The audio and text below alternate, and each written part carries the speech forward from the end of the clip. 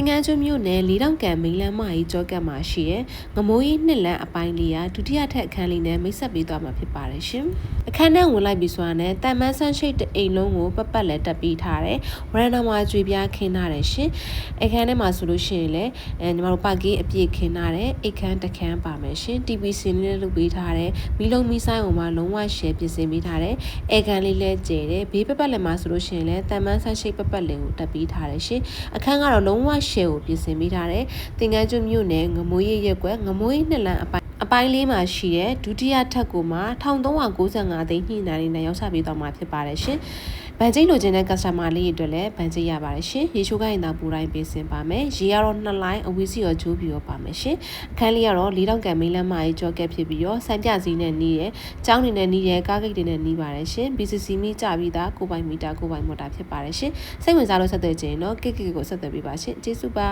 ။